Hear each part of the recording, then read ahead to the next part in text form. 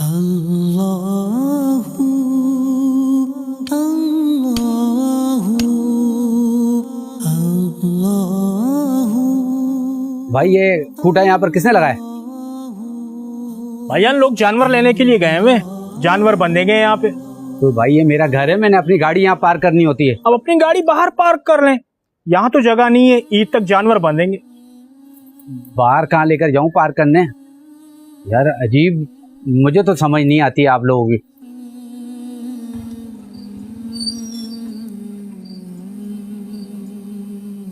हाँ भाई,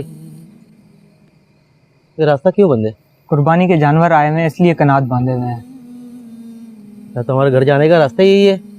अब हम कहाँ से निकले? फिलहाल आप कोई और रास्ता देख लें, ईद तक के लिए ये रास्ता बंद है।